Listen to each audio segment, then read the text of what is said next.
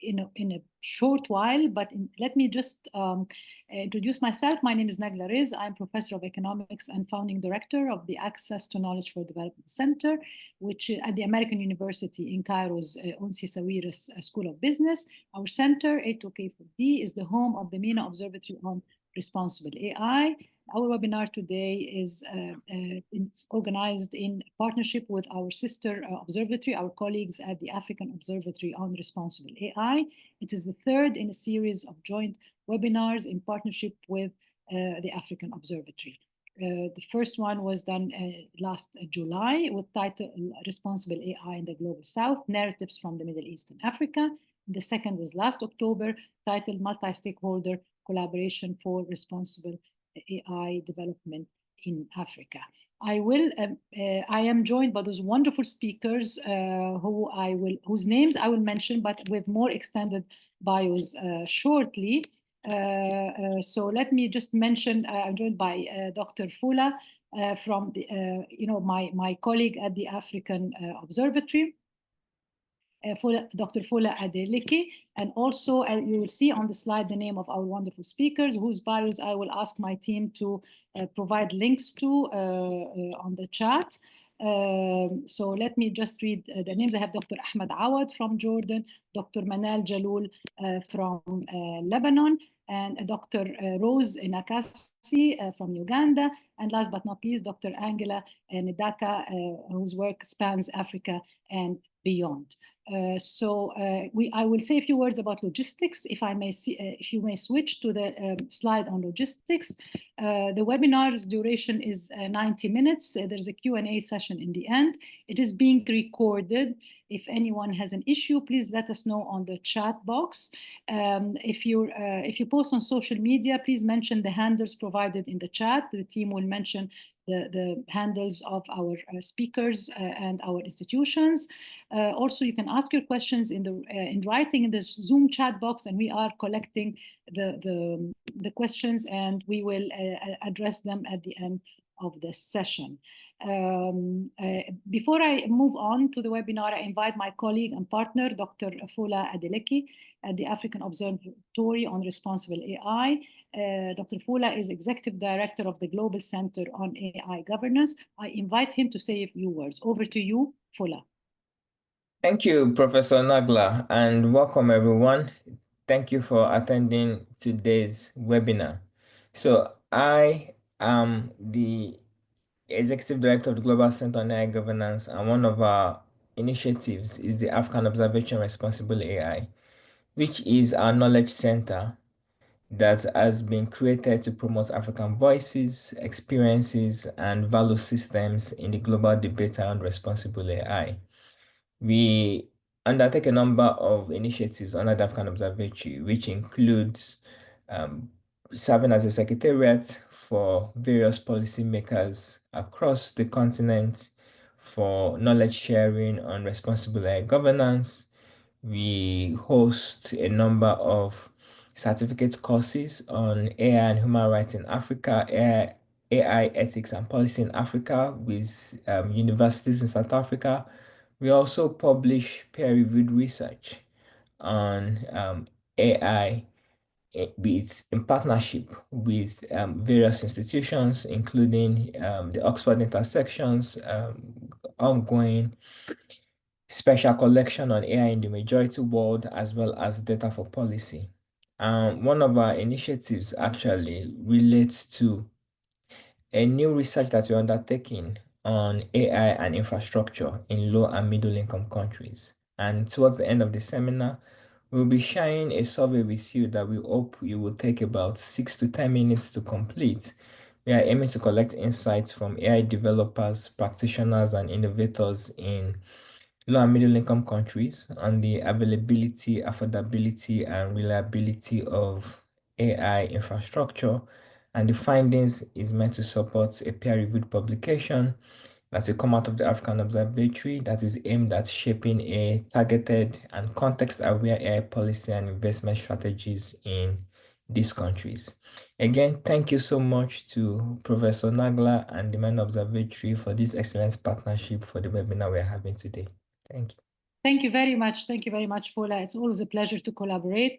And for our, participants here, please look out for the chat. The team will be posting links to our organizations, our work, our centers, our observatories for further information for your interest. And now, without further ado, let me, if with everyone's permission, I will take some minutes to provide a bit of background to our workshop before our discussion, before I introduce our panelists and engage with them. So as I mentioned, the title is AI, Gender and Work, Perspectives from the Middle East and Africa. As the world rapidly embraces new technologies, specifically AI, the nature of work has been evolving in unprecedented ways, causing major disruptions to labor markets, the employment landscape around the world. Traditional work relations have been revamped, some jobs have been lost, others redefined, new ones emerged. And around the globe, we have been seeing new forms of work, alternative work relations, novel modes of operation. This comes within the context of the promise and peril of AI. While the technology has the potential to drive economic growth, address development challenges, create opportunities for entrepreneurship, work, innovation, the technology also embodies powerful triggers for exacerbating existing inequalities and creating new ones. Job loss to automation, multiple challenges embodied in gig work are but examples, plenty more, which we will hear about from our panelists. More so, these concerns are often gendered, with women and marginalized groups at risk of being disproportionately affected by such disruptions in labor markets, in work environments, due to existing inequalities in access to education, technology, economic resources, in addition to social and cultural barriers, among plenty of other factors as well. This becomes more aggravated in contexts of the global South. Middle East and Africa are no exception. So allow me to share a few statistics just to set the stage. When we look at female unemployment and labor force participation, our two regions, the statistics are usually for MENA and Sub-Saharan Africa, the rest of Africa. MENA has the highest global rates of female unemployment, 16% in 2023. In fact, what comes next is Africa.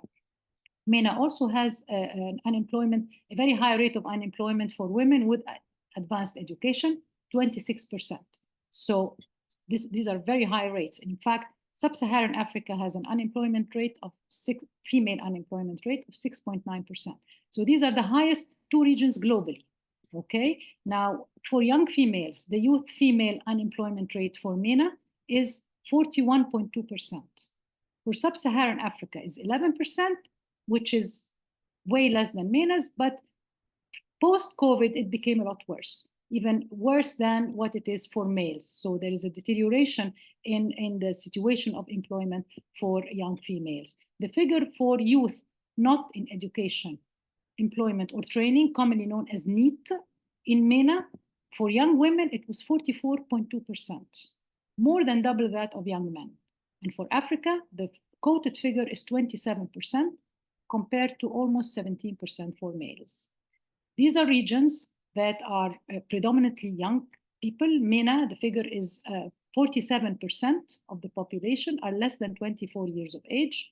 And in Africa, more than 60% of the population is of age 25. So when we think of the future of work, this is the future, right? Of course, our regions are, predominantly, there are informal work, informal sectors. 62% of employed women in MENA are in informal employment.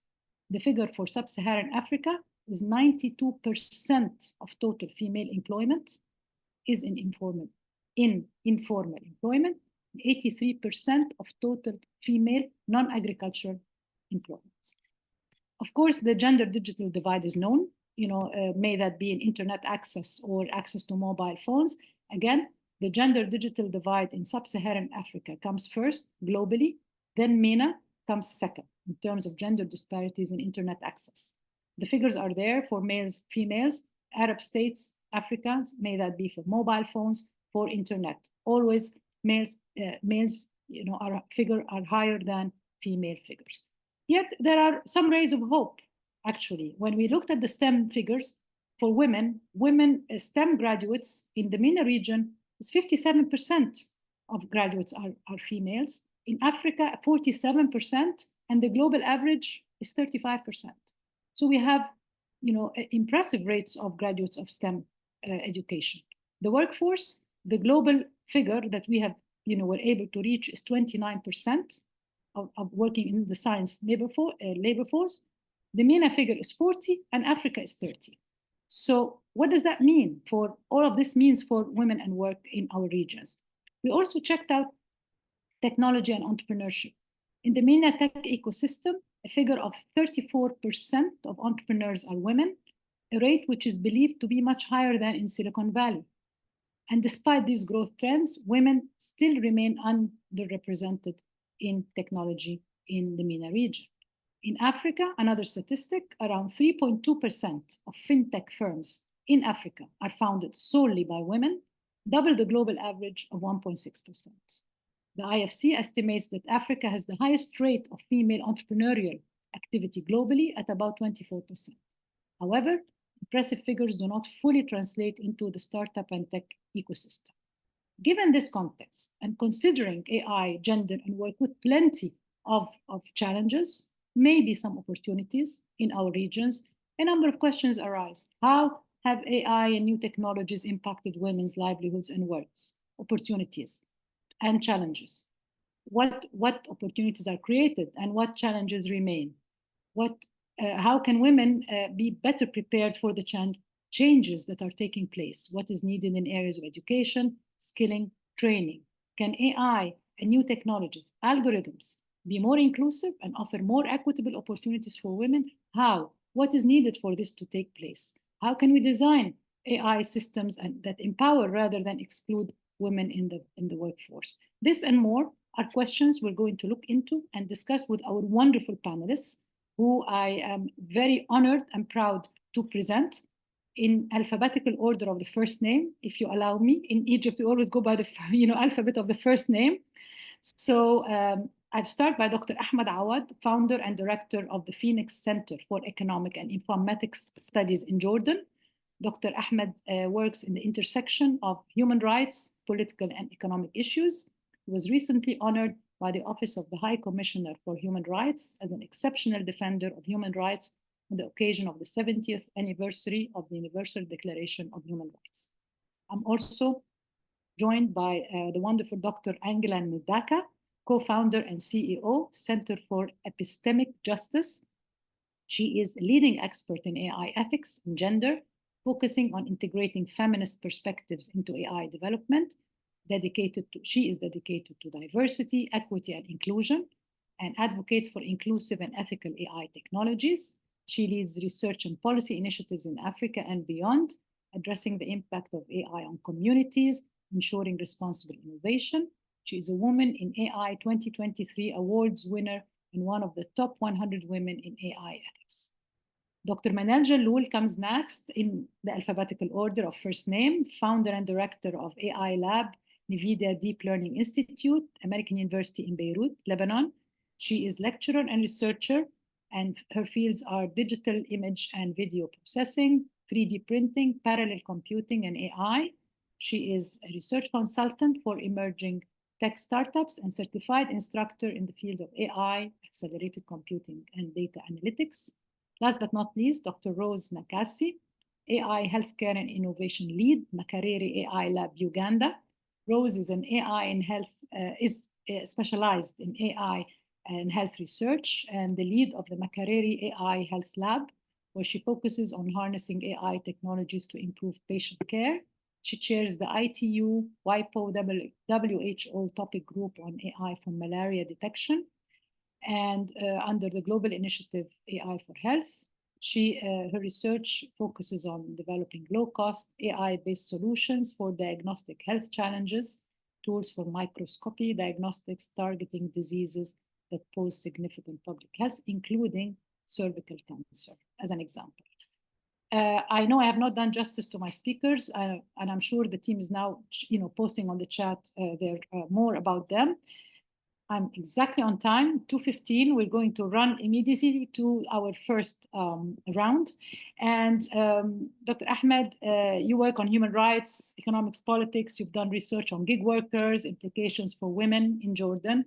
Dr. Angela, you work on DEI, impact of AI on communities, responsible innovation. Dr. Manal, certified instructor, digital computing AI. And Dr. Rose, you work on AI-based solutions for healthcare.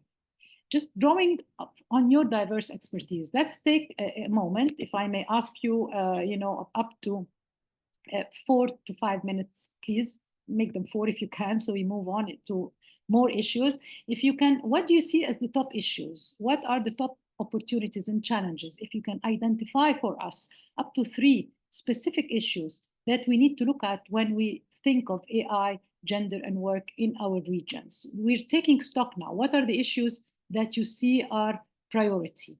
And I will start here by Rose. Let's just sort of flip the alphabetical order. And if you can please take up the first question. Thank you so much. Over to you, Rose. Thank you very much for a kind introduction, Akla. And I'm so happy to be here to discuss a very pertinent, critical, but again, very interesting topic. Because in one way or the other, it affects us, not just as women, but the entire community as well. When we look at the digital environment that we live in right now, some of the issues that have come across, especially in the environments and the context where I work, coming from a university setting, when you look at the number of students who are taking up not necessarily computer science related courses, but as well as other STEM related, courses, you realize that a big number of these are usually men, and you get to see a very few statistics around females getting interested or taking up related courses. Because if you look at artificial intelligence being one of the tools for the future and how it's going to be utilized, that means it gets back to, do we even have the critical digital skills, to be able to utilize artificial intelligence tools that we're developing? And then from that, do we have the core or the foundations to be able to, get ourselves involved into not just the development of the tools, but as well as utilizing the tools. So it gets back to the skill set to be able to use the digital tools that we're talking about. And you'd realize that much as the statistics are actually showing that more than half of the college graduates are actually getting involved, but still when you go on ground and like you've highlighted, what is the, ground statistics and how are these quantified? So you'd realize that again, there is a very big gap, not just to the study of the STEM related courses, but also in the utilization of some of these digital tools. So that means that when you just oppose it to context, you realize that there is a very big digital divide between our counterparts, the males, and on the other end, the females. So that's one of the major hindrances that we're seeing, especially in the digital environment.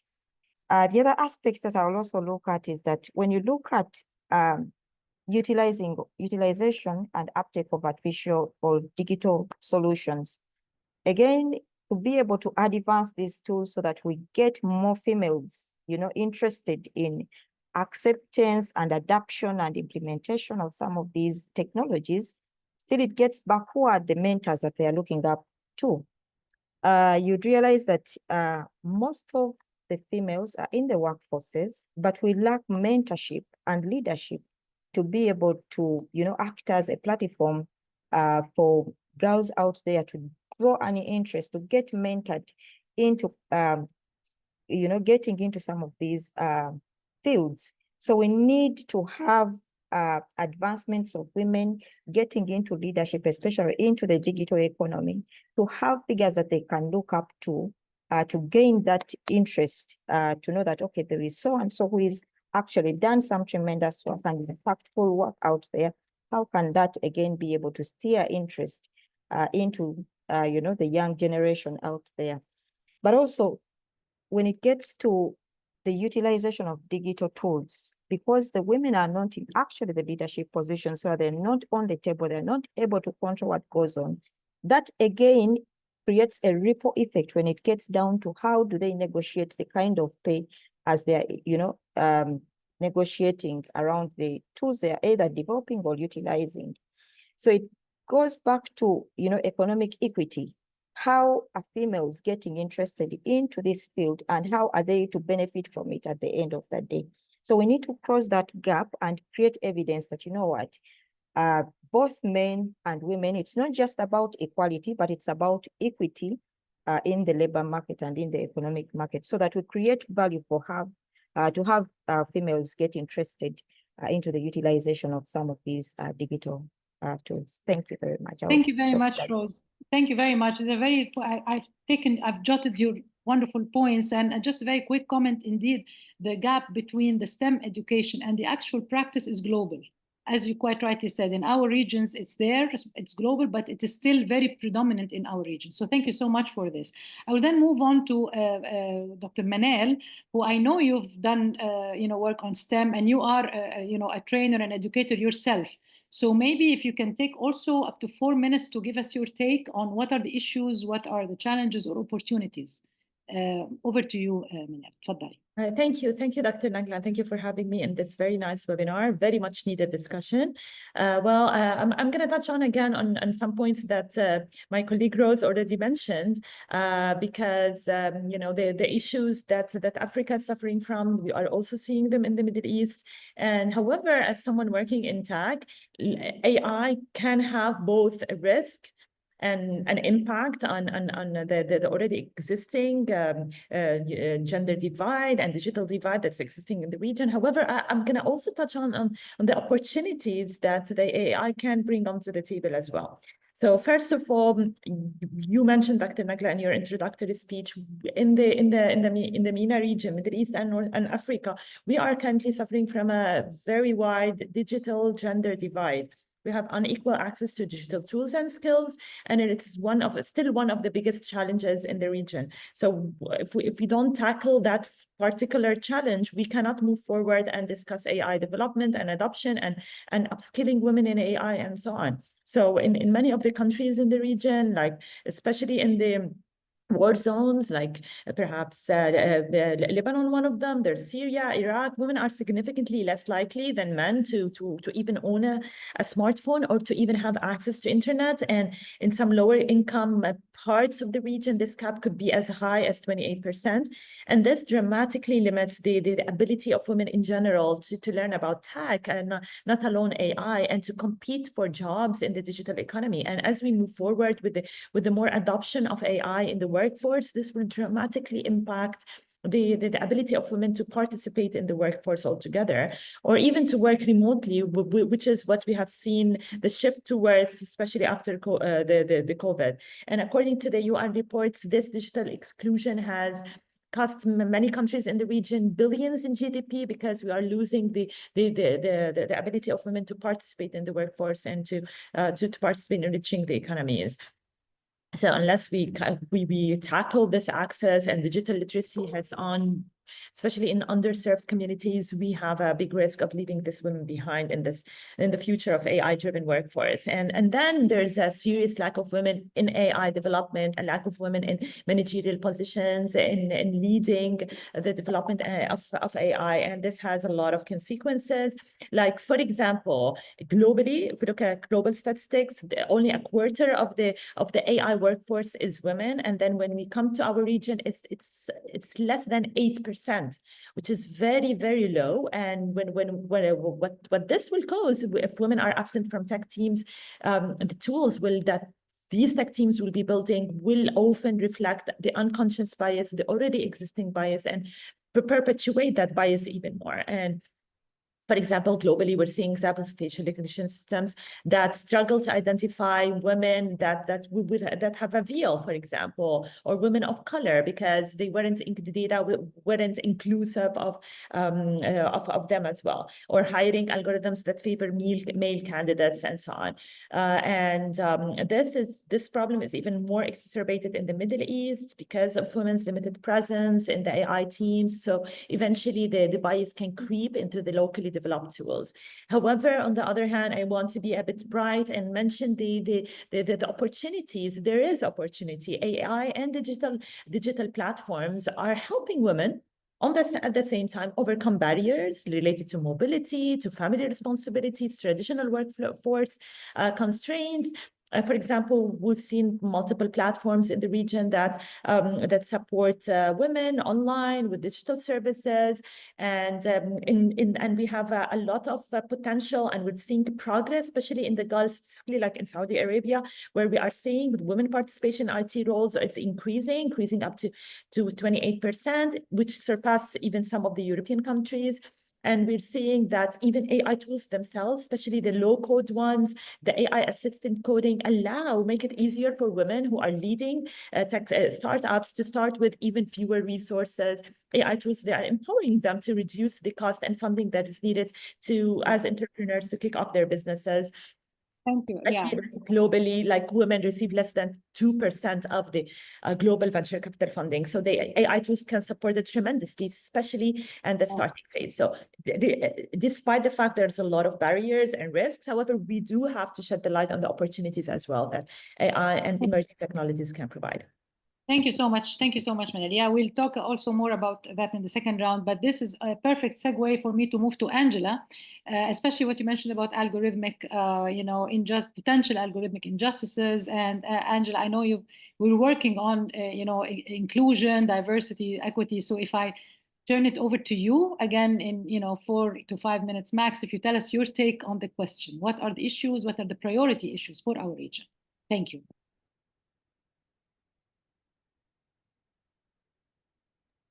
Right. Thank you so much for allow me not to put my picture on board because I'm working in a very low light space. It's in the middle of the night here, so it's okay. It's okay with you. But I have three things or three dimensions that I want to look at the issues about AI and women. And one is data, the other one is replaceability or replaceable skills, or where female are not dominating, or where women are dominating, and the space of gig work. Now, women statistics that were raised by Nagla, and I don't want to repeat about how many business owners we have in terms of women, but the question that I'll throw back is, of these businesses, that if we have so many businesses, like 24% in sub-Saharan Africa, what kind of businesses are women owning? Most of them are in the informal sector, and that is what data speaks about women. We're also talking about the deceptive kind of the fact that these are the indicators of inclusivity in the business setting, while we are talking about women earning lower profits, way lower profits compared to men who are basically having properties, assets, lands, large businesses, and all that. In the labor force, we have witnessed that women were like at par in sub-Saharan Africa with men, but there's been a decelerating kind of a trend in terms of how women are enrolling and remaining in the labor force. And those are statistics. That is data. And this one is brought by different factors like maternity breaks, marriages, family dynamics, relocation, sickness, care. Women are supposed to be carers of the sick, supposed to be carers of children, supposed to be carers of this, and they keep changing, leaving the labor force or leaving the workforce, and others enrolling in the workforce. And that shapes the patterns of how women keep entering, re-entering, or leaving the labor force. That data is all entering into our digital system. The financial crisis has often seen women being laid off fast because of the fact that they lack the consistency, and also their work or their kind of roles that they do are replaceable. So the replaceability are like secretaries, hospitality industry, and those are some of the roles that are falling off during the era of AI and all that. So women are exploring entrepreneurship. But let's circle back to the data issue where they're exploring entrepreneurship, they're in the informal sector, they also are captured as low earners and all that. And data will show that skewness where men are ranked higher compared to women. Now, going to gig work, women are basically not surviving there because they are affected by the fact that they can't get sick leaves, they can't get paternity leaves, and all that. Now, when you look at all this, how does it play for women? AI, in terms of benefiting women, we will not just talk about women using phones or skilling or what. We're talking about the Uber capital or the social capital that they gain. I mean, the social, how do I call it? The social rank that they gain because data will be used and algorithm will be used to classify them or to categorize them to different kind of ranks and all that. And that is what will translate to how benefit in the era of AI will be translated. Other than now talking about skills like being in STEM or being a designer or being this kind of a person who is actually being part of that design that is earning a lot of money and all that.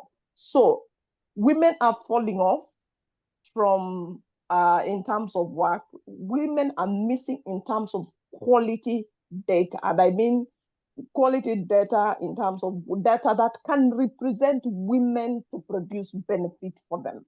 And women are missing in terms of how much they can gain in gig work, because if they cannot go for maternity leave, you have to choose either you have to be to bear a child or to remain there and all that.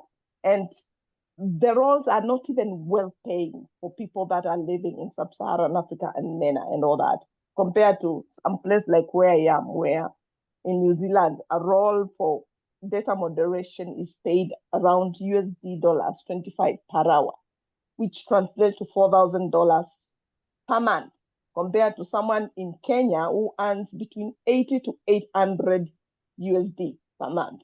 So those are some of the dynamics that I see. I think I'm lacking time to highlight the opportunities, but I think we will talk as we go. Nagla? Yes, thank you. Yes, thank you very much, Angela. So I move on. This is actually a great segue to Dr. Ahmed, because you've done work on gig work, and there was a gender angle. So over to you, if you can tell us a bit more about your take about the challenges, the top unique issues that emerge in this context, also based on your experience of work in Jordan. Tfaddal, Dr. Ahmed. Over to you for up to 4 to 5 minutes, please. Thank you.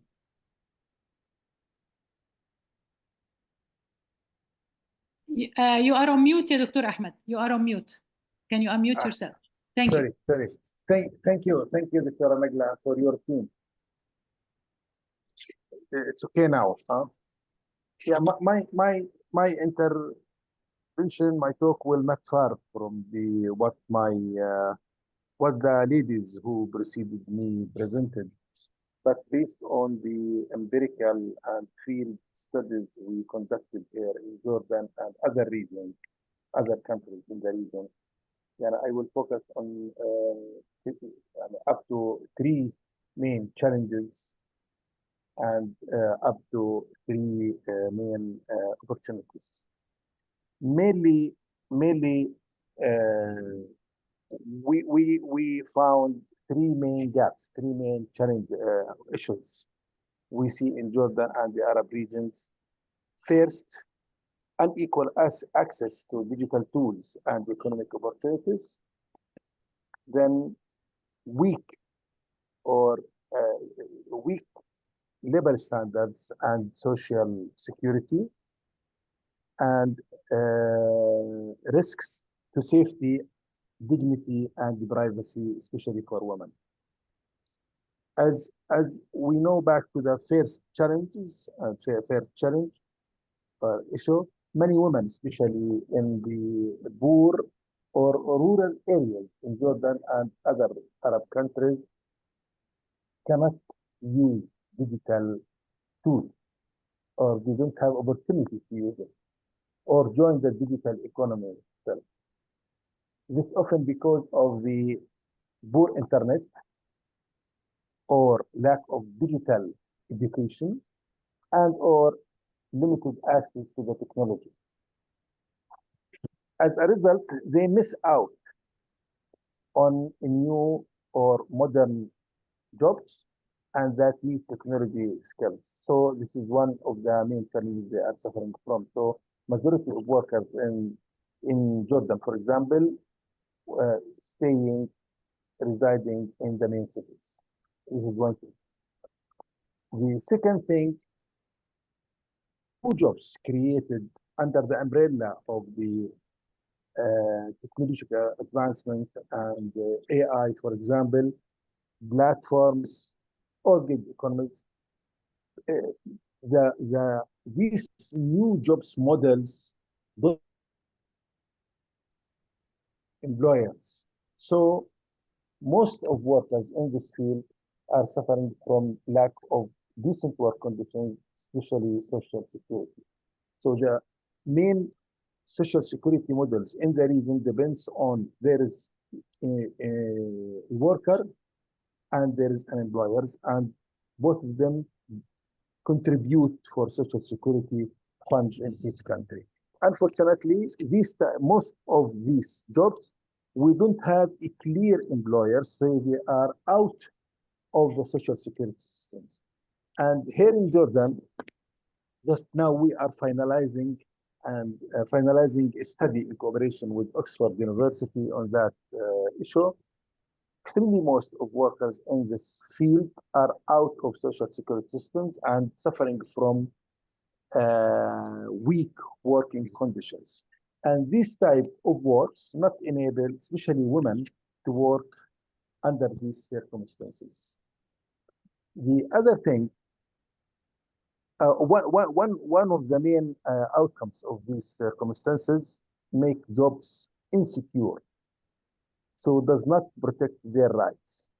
Third issue, women working online can face cyberbullying or data leaks or and even physical dangers when sometimes needs to meet physically.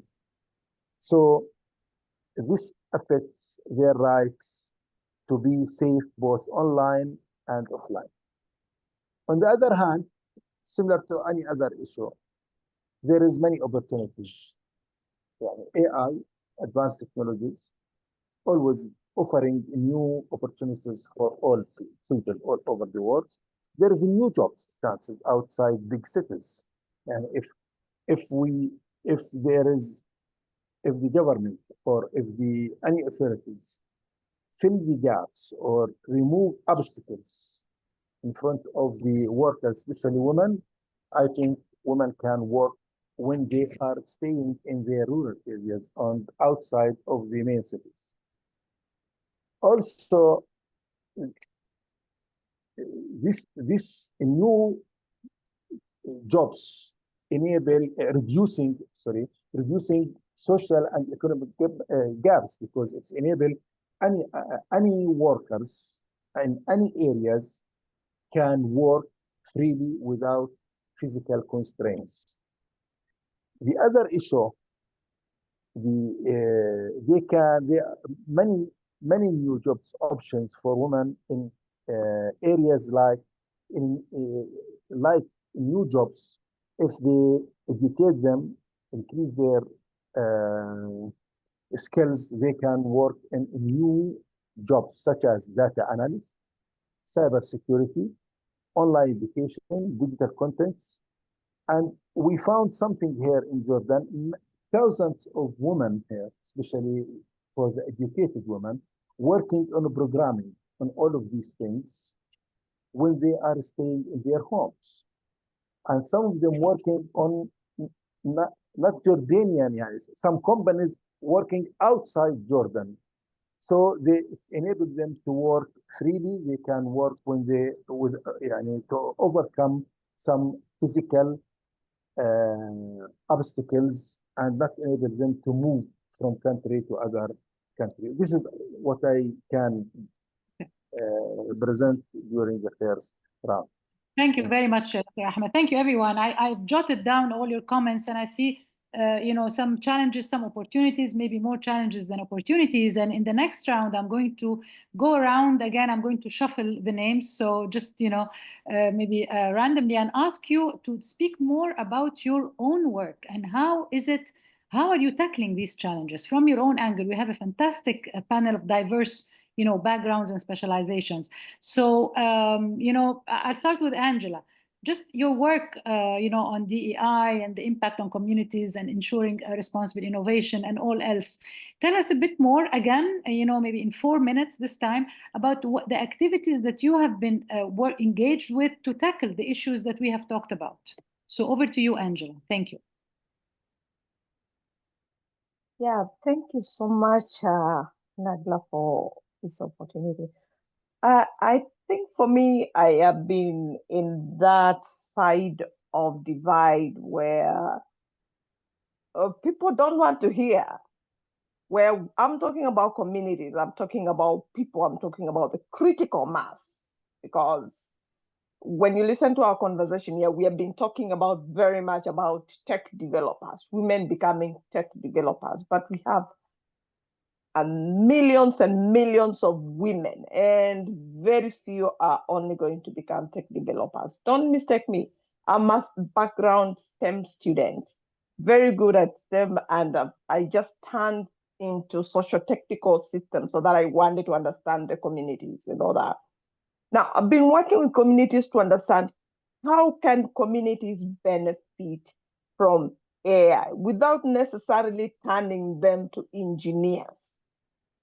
And one of my my nice project that I like talking about, I call it Mama Mboga. Mama Mboga means the woman who peddles vegetables on the street in Nairobi.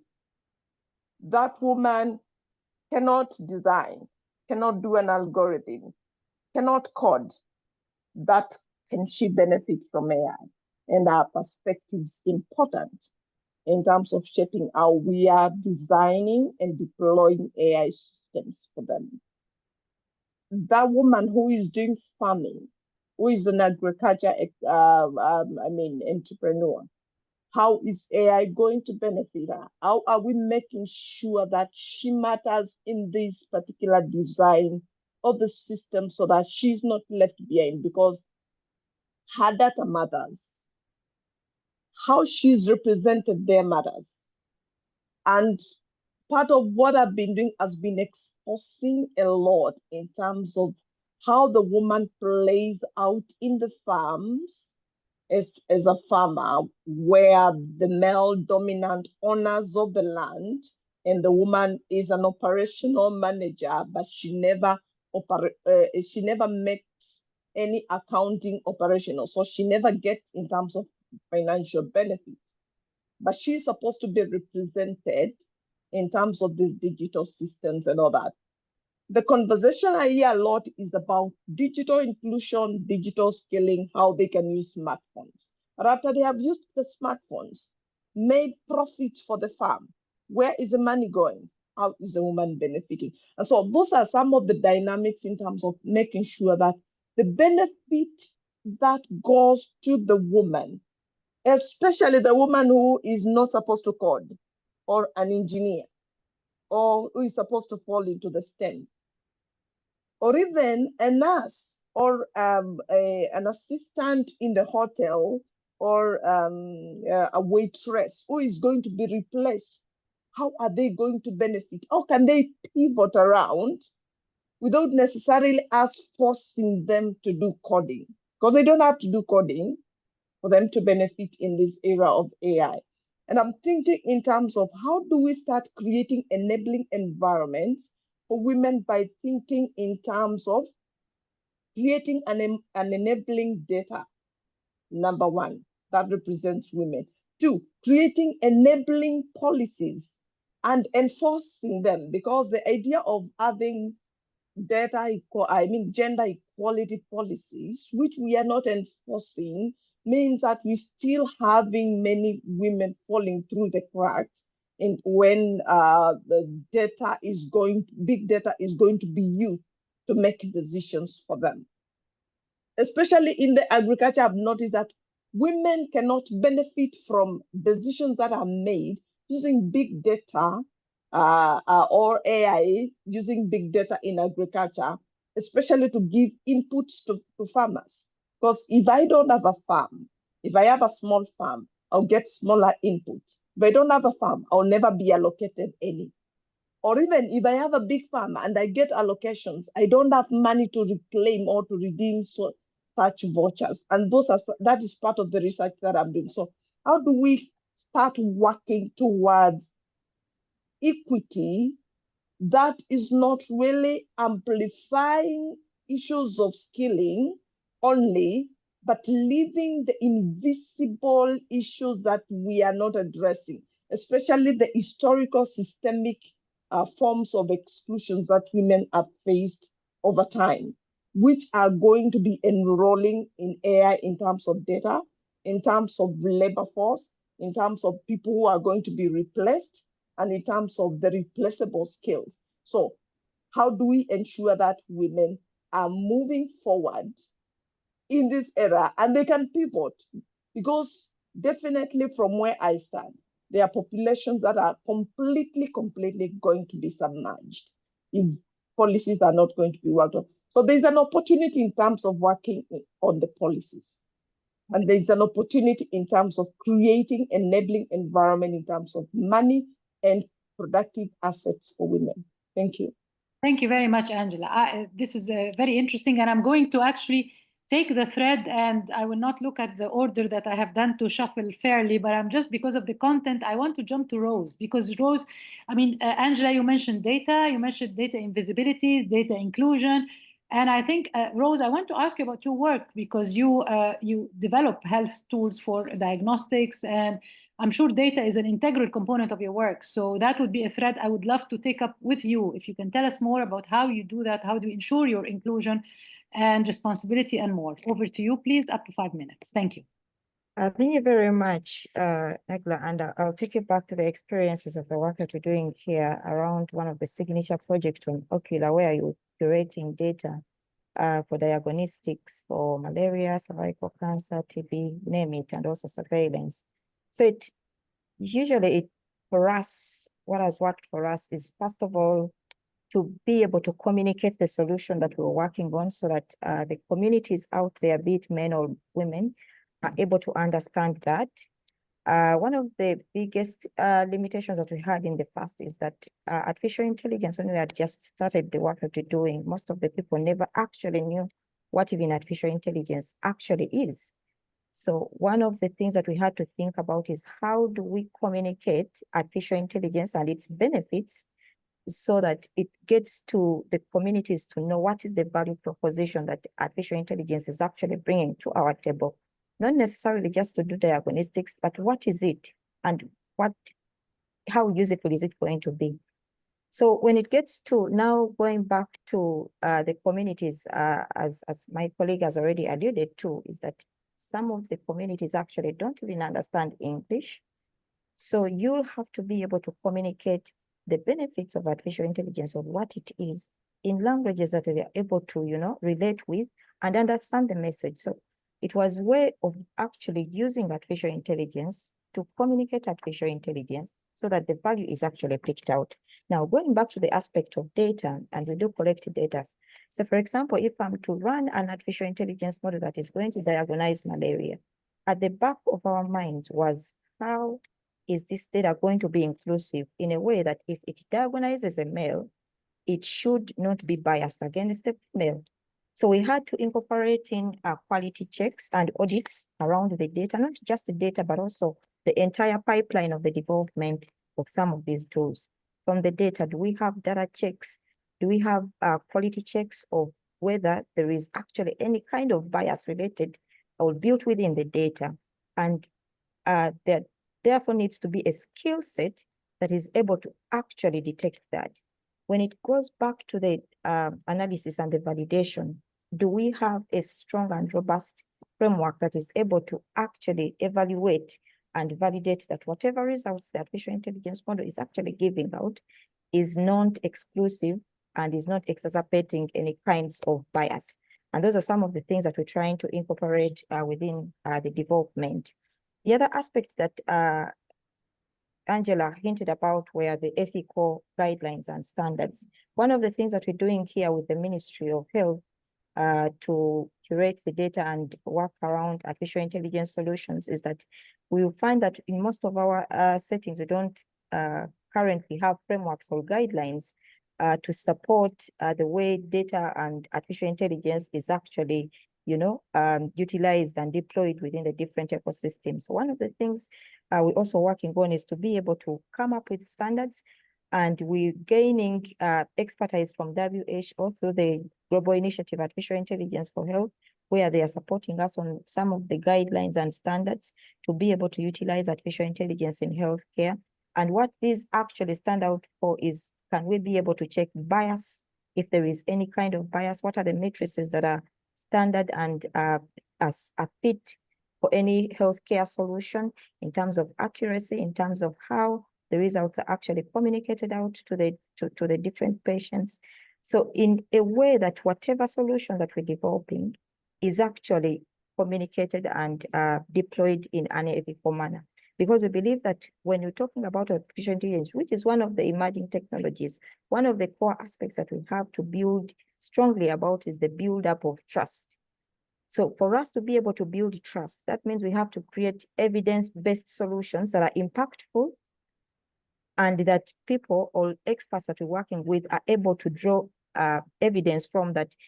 Where if a technician has been taking over 30 minutes to look at a slide and then analyze it, can he be able to reduce that time to something like 2 seconds, so that what has been a very big burden or a very big number of patients coming to the health facilities, sometimes going without a clear diagnosis because the numbers are huge, we're looking at the value that actually the artificial intelligence is providing. And I mean, that is one way, not only for women, but the entire population here. And those are some of the solutions we are trying to look at to develop the tools.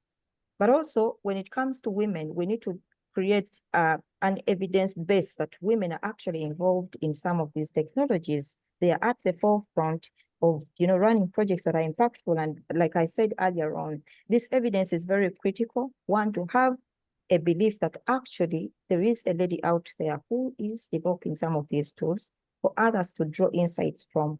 And that is, and also showcasing the work that they're actually involved in to draw that bit of confidence that, these technologies can be utilized by women and women out there. So some of those are some of the critical things that we're looking at. And also coming from the education background, mature skilling may not necessarily be the impactful thing, especially in the communities, but it comes back to drawing a skill set for people to be able to develop and utilize some of these. And what we're doing right now is to have an inclusive team in terms of the people that are developing the artificial intelligence tools to the communities where we go. So the composition of the technician team, we always advocate to have women on team so that they can be able to get the soft skills out of the tools that we take to the field. And these data become the ambassadors for the artificial intelligence tools that we're developing and amplify the voice out there in the communities. Thank you. Thank you very much, Rose. I'm going to take that thread and I'm going to turn to my colleagues. I mean, you both have alluded to women as I'm not sure I want to use that word, but not necessarily as makers of the technology. I don't know, subjects of the technology. So there, many of us, we work with technologies that we did not develop. So my question to Dr. Ahmed would be, about the women as users or as, being not technology developers, and then I'll move to Manel for the technology development. So my question to Dr. Ahmed is, specifically, you are a human rights expert, and how do you, from your field, you've done work on women gig workers, and you've seen the challenges they go through, and they certainly are not makers of these algorithms or these technologies. So how, from your work, how do you move forward from the great findings that you've done, and we've had findings in Egypt as well. How do you take that forward to, engage with the human rights lens for women's human rights and inclusion as workers with work that is based on those technologies? So over to you, up to 5 minutes. Thank you for this question. My answer is education, education, and education. The organization I'm working on is a think tank. We are focusing on this field on specific issues regarding to filling the gaps between men and women.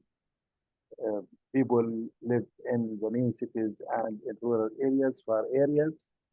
So most of our effort in this field focused on analyzing the current policies, including all levels of policies, laws, regulations, instructions, and decisions, to develop alternative policies to enable both men and women equal opportunities to educate, open doors for them to engage to the schools everywhere, in the universities, and specialize the majors of the universities. And one of the good signs here in Jordan, when we analyze the students at the universities on the IT, on the universities, in the IT colleges, are women, mostly 60 to 65%. And when we analyze the number of or workers in the IT companies here in Jordan, and IT companies not working just for the purpose of the business sector here in Jordan, they are working in regional and international level, they are women. I don't know why, but I think, as you know, programming needs concentration, needs focusing, and I don't want to repeat what I am saying always. Women are more focused, more concentration on their works, and they can stay in the companies and the business enterprises, and they can invest on themselves to promote and improve their skills on that. So they are creating technology, not just they are using. They are not just subject on that. The other thing, I think other players can play a role to overgap all of the barriers and or issues we discussed from my side and my other colleagues. I think we should, all of us should be encouraged or increase the awareness of workers, especially women, about their rights in this. Not just access to jobs, not just access to education, but also how can they enjoy in their labor rights. I think increasing their power through encouraging them to engage to the trade unions, labor organizations, societies, to increase their power, to improve their conditions, to make advocacy, to make lobbying with the decision makers, to increase their power in front of the employers themselves, because we know that the working conditions depends on the power in the labor market. Without increasing the power of workers, including women, we couldn't improve the working conditions. Without advocacy or lobbying with the governments are not look at the rural areas, far areas. They focus on the main cities. The other thing, I think the new policies, the new efforts should be pressure on the governments to enable all people in all areas in the countries to provide them a digital and IT infrastructure to enable all people the same opportunities to access and to use them. And I think the educational system from the beginning of the educational stages should be advanced, should be reformed to educate the students in the early stage, in the elementary stage, and or the elementary stage, how to use technology, how to create technology, how to be involved in this process, and to enable them to know the type of skills they need in the future to be part of to be active in the labor market. Thank you, Dr. Hope Ahmed. that my answer Yes, thank you so much. your question. Dr. Manel, I'll turn to you, and up to, for up to 5 minutes, if you can tell us, we're talking about skill development, technology skill development. Tell us a bit more about the skills that you developed for women. I mean, what is happening on that front? And if you can also speak to maybe non-technical skills, I mean, what skills of creating the technologies, using the technologies, because that's an important component as well. Over to you, Manel, 5 minutes, please. Thank you. Thank you. So on this particular question, I'm going to reflect back on my experience in AI Lab. So we are a consultancy and training firm, and we are specializing in AI. We partnered with NVIDIA in order to provide and bring up their NVIDIA hands-on workshop in bringing and developing state-of-the-art AI technologies here to the Middle East, because there is a widening gap between the East and the West in terms of the capabilities of developing AI technologies. So us in the Middle East are mainly consumers of the technology, not really the developers. So it is essential that we upskill the developers here in our communities and empower them to start attacking the problem and building solutions and tools and adopting them and so on. So this is what we're doing by bringing in the NVIDIA component and the state-of-the-art technologies. But however, aside from that, at AI Lab, we are also building customized training programs that aim to upskill people across different job roles on even non-tech people in AI, because I think this is what is needed right now.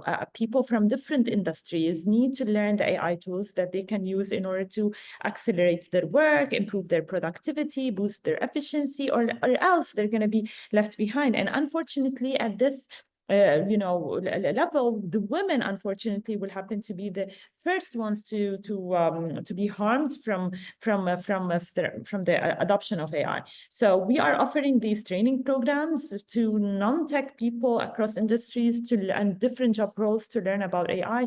We've partnered with several NGOs in Lebanon, offered these training programs to entrepreneurs, and what we are seeing is that surprisingly, the majority of the attendees, more than 90%, happen to be women. So, and this is very nice statistic. We see that women are very excited to learn. They are eager to improve, eager to build up their skill set, especially even if they are professionals in their fields, not only students and the young generation. So this brings in as opportunity, and I feel very happy to see that that women, at least here in Lebanon, the women I'm interacting with are very eager to learn and curious about AI and want to learn about the technology and adopt it, even though they are from an outside non-technical field. So we have architects or designers or marketeers, content creators. We are across different job roles, sales, who want to learn and adopt the technology, and they feel the urge to improve their skill set, because this is very important. Bridging the skill set gap that we have in the region, especially among women, is a major issue, a major challenge, and we put the right efforts in order to bridge it. That will bring us closer to our goal in order to bridge the general gender gap. Now, aside from that, we are also striving and collaborating here in Lebanon in order to finally build up our AI national strategy, and by incorporating the needed policies in order to support women into the tech field, support tech incubators, support the training programs, and even support introducing AI into K-12 education. This is some initiative I've done throughout the past year, is to collaborate with schools across Lebanon in the K-12 education in order to start integrating AI in the classroom. So this brings the opportunities of learning AI to younger females right from school, and this will open up their appetite towards the venturing into the tech space after they, in college. So they start learning about the opportunities, the potential of AI, right from the school years, so that later on, when they decide to pick a field at university, they will have a better prospect into going into tech and learning more about this field, where we have a scarcity in the involvement of women in general. I'm also work at the policy level in the broader Mediterranean region. I've recently collaborated with the European Commission in order to look at bridging the gap between theory and practice in building AI ethics, and later on translating them into proper governance systems in the MENA region. And because we are seeing that there's a very big gap between in the Euromed region, between the European part of the region and the Southern Mediterranean partners. So in terms of policy and governance and defining AI ethics to start with, there is a lag behind, and we need to start as a region first to really translate the AI ethics that we care about and introduce the cultural aspects into the AI ethics, so that later on they can be translated into governance systems that reflect the needs of our region.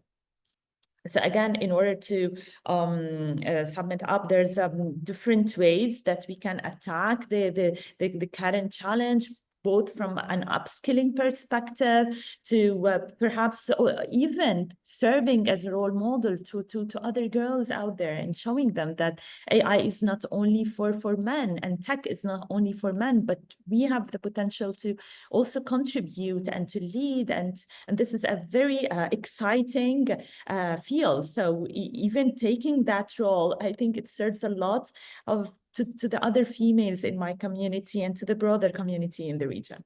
Thank you very much, Dr. Manal.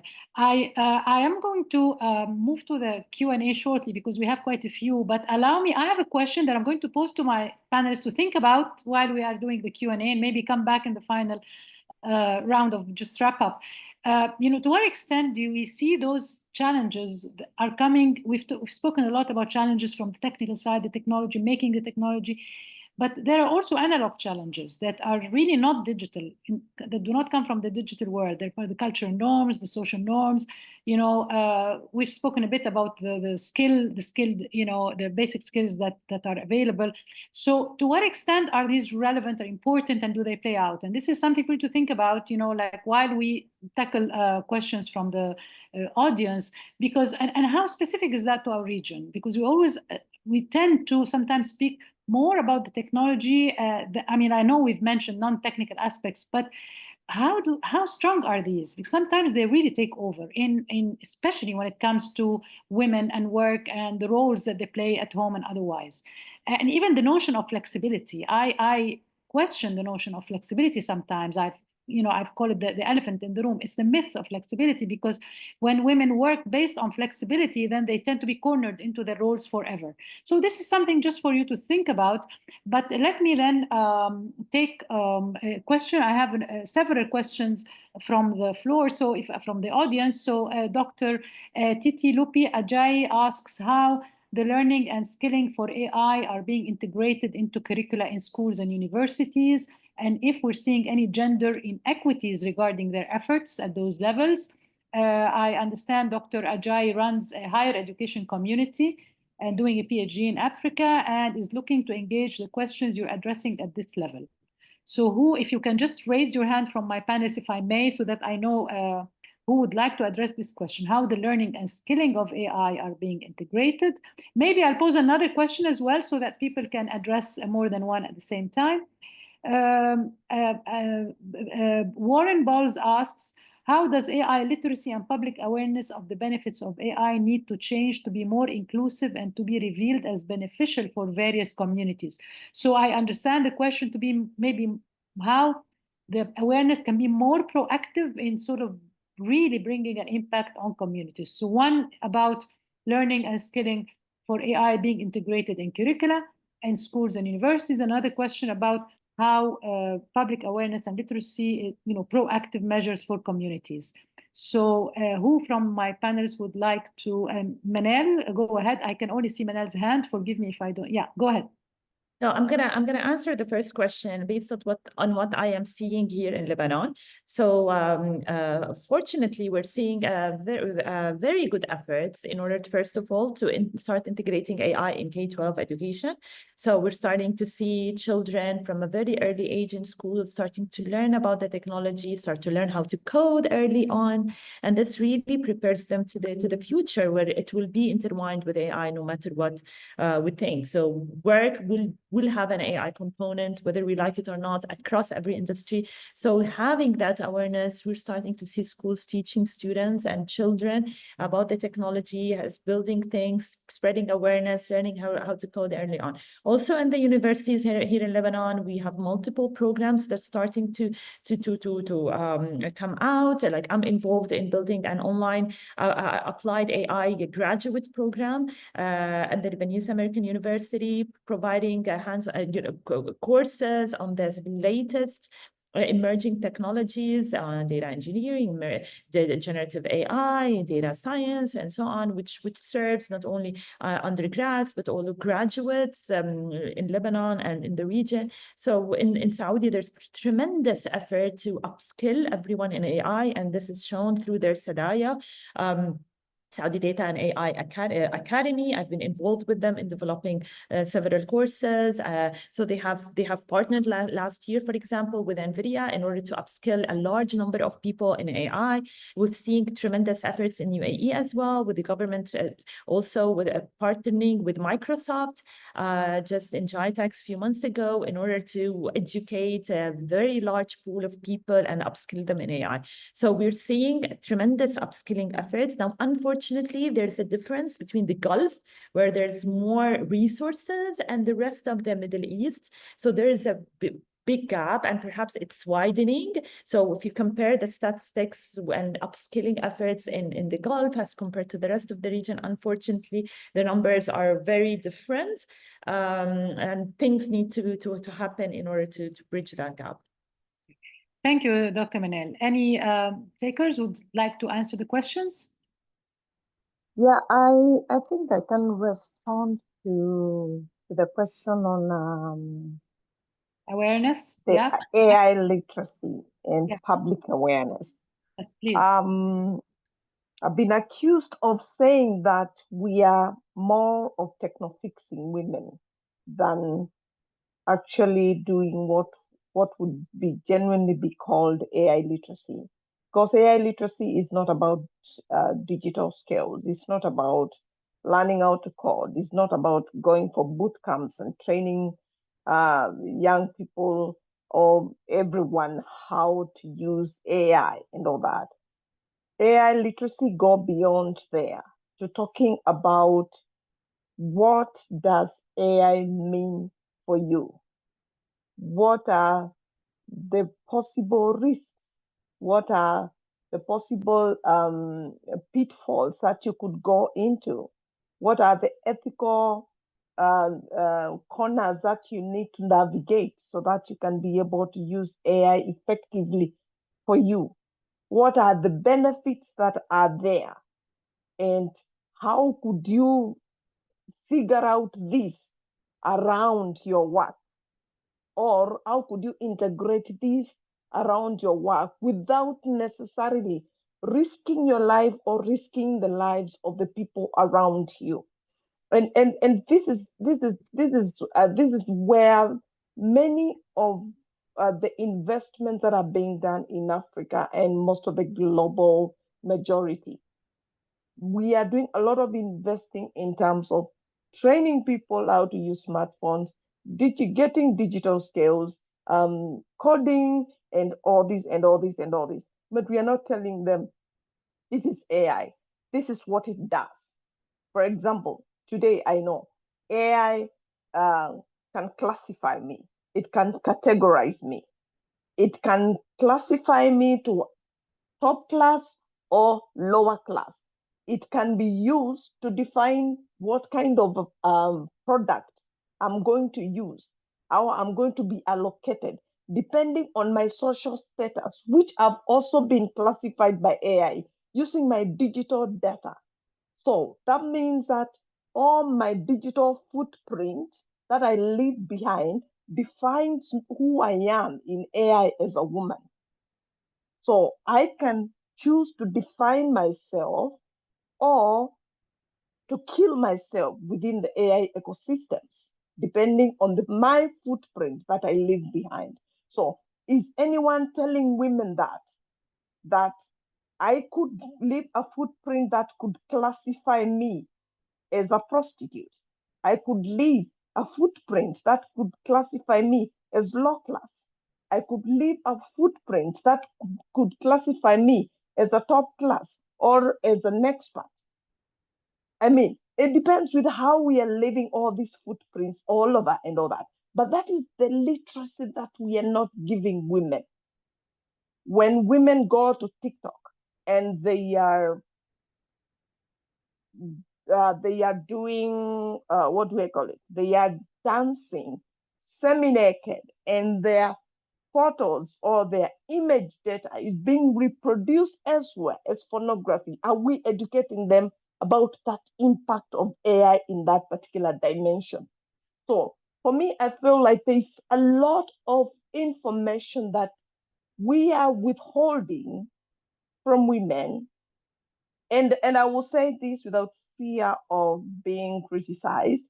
From the global south, we fear talking about the big tech and the damage that they are doing. We are here talking about the big social media companies and the damage and how algorithmic driven content is being driven and reproducing the global inequalities that we have seen over time and the global images of different kinds of sections from the Middle East being seen as terrorist prone or terrorist producing regions, to Africa being reproduced as whatever it is, corruption and war-stricken countries and all that. And I mean, we need to start talking about these conversations and start telling women, look, you are navigating this journey.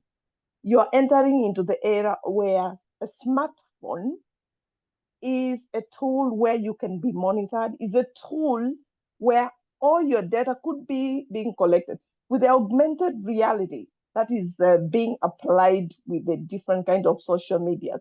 They can monitor your behavior data, what you're doing, your image, your audio, and everything around you. So how do we educate women to ensure that they are safe while maximizing on the benefits of AI?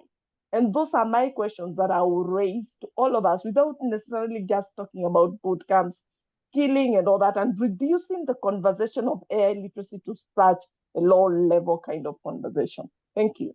Thank you very much, Dr. Angela. I think this just is music to my ears because it sort of speaks to the issue not being, I mean, it is very important. The technical side is very important, but there's more to it than that. So even awareness will go beyond learning, and education would be learning the technology, but also learning as a user of technology, knowing the rights and the space and the how one can protect, especially for women. So thank you so much. I see Dr. Ahmed's hand. Please go ahead before we move on to the next question. Dr. Ahmed, تفضل. Yeah. Okay, thank you. In terms of the question regarding to if we observe any gender differences in terms of what AI is being used for, I don't know if I the right person to answer this question, but I think AI and other advanced technologies offer a range of opportunities, economic opportunities, job opportunities, and we want to talk about all of these opportunities. As a researcher and human rights advocator, I think we should guarantee that all people have the right to access in using this technology, to benefit from this technology, and to create, to contribute in developing in this technology. How can we guarantee that? Through our focusing on just education opportunities for all, and guarantee that and pressure on the government and business sector to keep their social responsibility and respecting labor rights based on the local national laws and based on the international labor standards. This is what we can work. We don't want to hold a huge burden, but I think based on our specialists working on the labor rights, human rights, we should focus on our work on these issues. If we succeeded on that, I think we can say we achieved a lot of, of our objectives. Thank you, Dr. Ahmed. I would just read a couple of questions, and if we can have a round from the speakers, and this could be maybe your sort of closing remarks, a couple of minutes each. There is the question that Dr. Ahmed has just addressed, which is, have you all observed any gender differences in terms of what AI is being used for? In other words, how much would you say AI has so far been used for broad versus gender, brackets, women-specific purposes? And another question maybe is, asks, how can we actively adopt and integrate feminist perspectives? This is an important angle. I mean, I should mention also that at A2K4D, we are the MENA hub for feminist AI. So that's a topic close to our hearts. The question asks, how can we actively adopt and integrate feminist perspectives into AI technology development, especially in key sectors impacting women, such as in health? So these are two questions, and I pose it to the speakers. If you would like to address them and maybe use that to make closing remarks in a couple of minutes each. So I repeat them again. One from Dr. Ajay again, and I apologize, we were not able to answer all questions, but the two questions here are: one, have you observed any gender differences in terms of what AI has been used for? In other words, how much would you say AI has so far been used for broad versus gender, women-specific purposes? That's one. The other question is, how can we actively adopt and integrate feminist perspectives into AI technology development, especially in key sectors impacting women, such as in health? So I would like to go around the speakers. Rose, would you like to say a few words? And this could also maybe address also the non-technical, the question of non-technical sort of analog factors surrounding us in the Middle East and Africa. You can address whichever point you like in your, couple of minutes each speaker. Rose, please go ahead.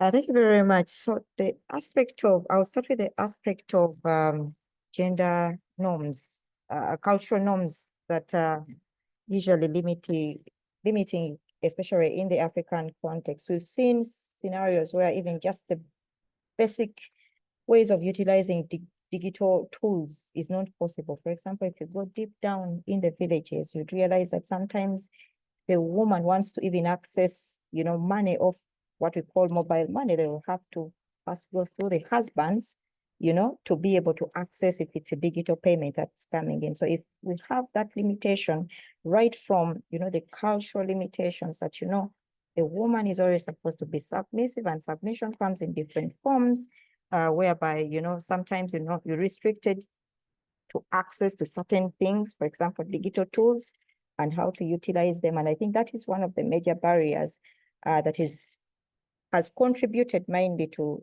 leaving, especially women, behind in our context.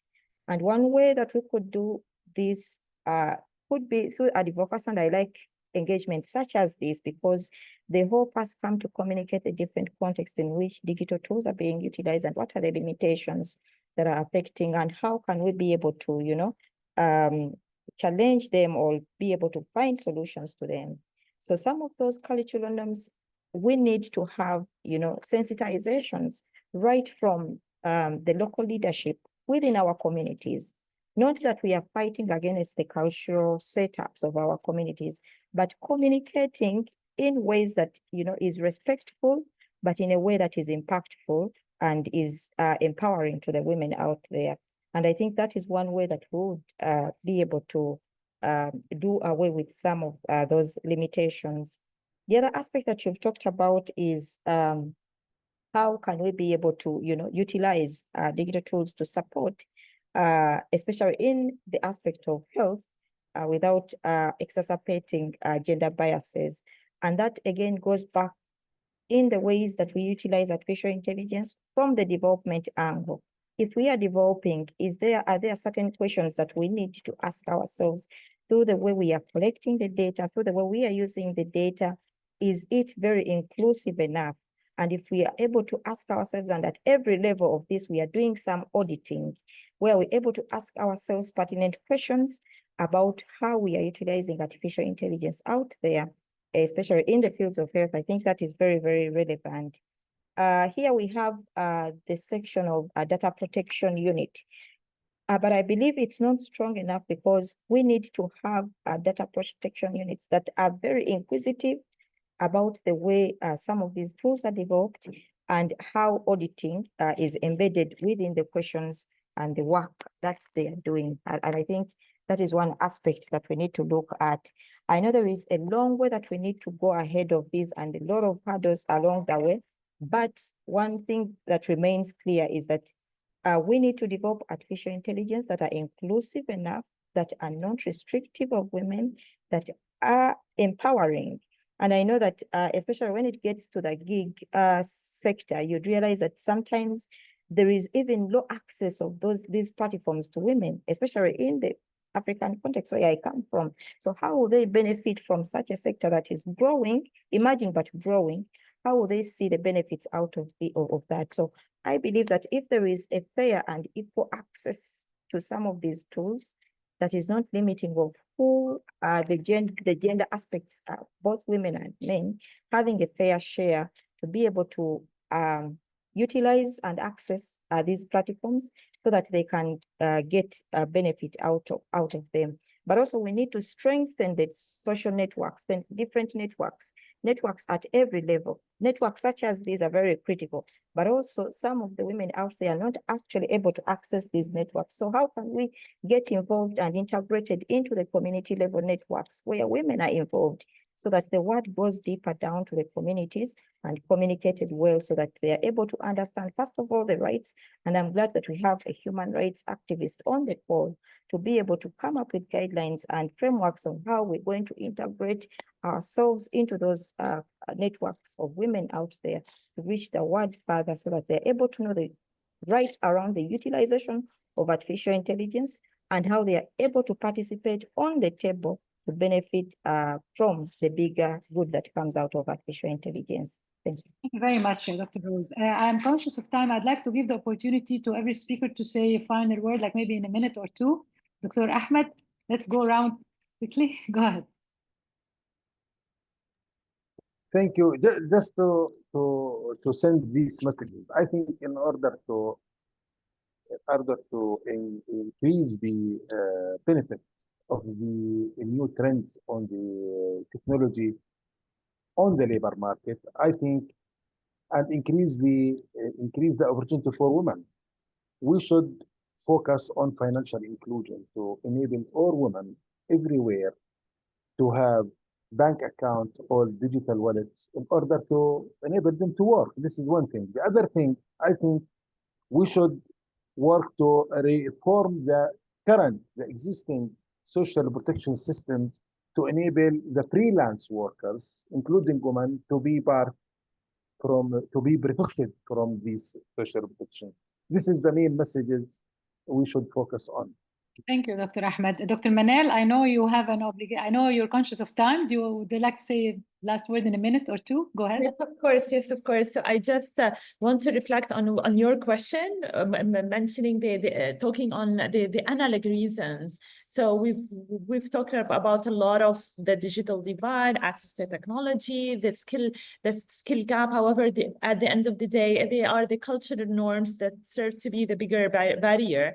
And as a matter of fact, AI will not fix inequality. We have to start by fixing our already existing bias. So women in the MENA face a lot of cultural barriers and challenges, like unpaid care responsibilities, which men do not have, social norms that restrict their career choices, lack of access to mobility, even to safe working environments. So we have to look at these issues you know, and sometimes they're even more important than having a mobile phone or internet connection.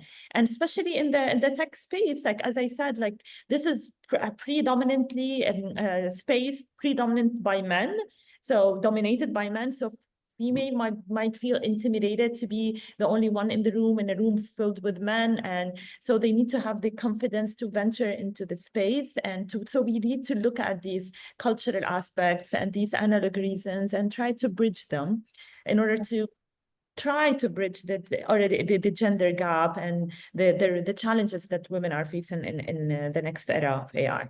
Thank you, Dr. Manal. Last but not least, Dr. Angela, please, the mic is yours. A couple of minutes, final words. Yeah, while I'm saying my last words, I'm reflecting on the question that you asked on the feminists. How can we integrate feminist perspectives in the AI design and deployment? Let me have a deployment.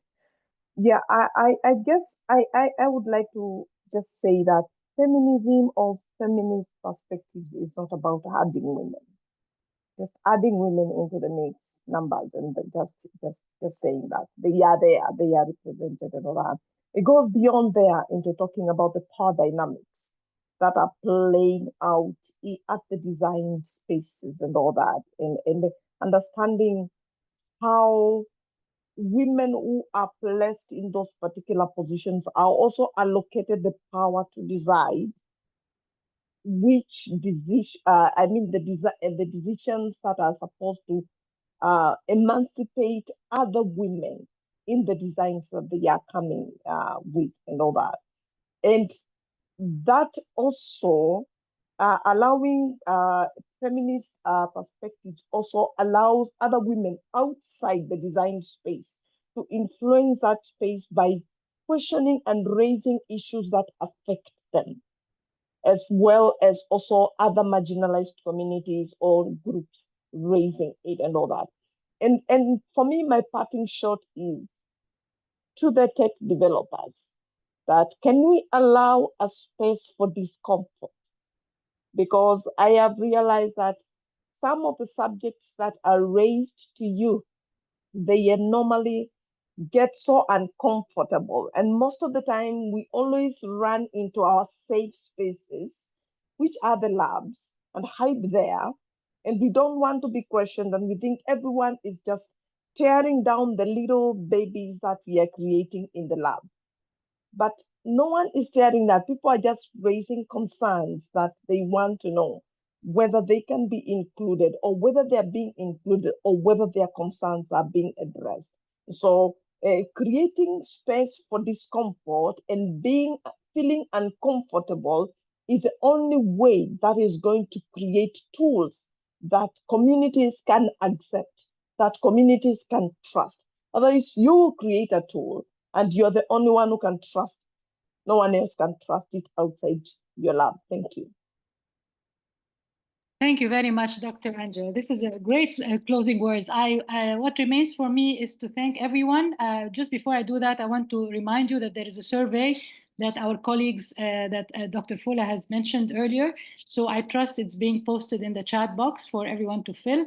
Let me, without further ado, I mean, I've learned so much. I've enjoyed so much the conversation. I just want to thank everyone. So my deepest thanks are to my panelists, an alphabetical order of first name, Dr. Ahmed Awad, Dr. Angela Nedaka, Dr. Manal Jaloul, and Dr. Rose Nakasi. I'm very grateful for your time and for your contributions. I'm also grateful to Dr. Fola Adeleki and the team at the Global Center on AI Governance and our sister observatory, the African Observatory on Responsible AI. Thanks to the audience, and apologies, I could not cover all the questions. And you know, you have a great audience when the questions exceed the time that is allowed. I also want to thank the team at the African Observatory, Shailene, Melanie, and everyone. And last but not least, my wonderful team at the Access to Knowledge for Development Center.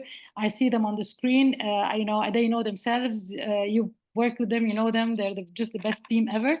So I'm very grateful for everyone, and I trust this will be a beginning of many more conversations or a continuation for friends that we already know, and we have now met new friends. Please stay in touch with us at the MENA Observatory on Responsible AI and the Access to Knowledge for Development Center. Have a wonderful day, afternoon, evening, morning, wherever you are. Many thanks. Thank you so much. Bye-bye. Thank you. Thank you. Thank you. Thank you. Bye. Thank you.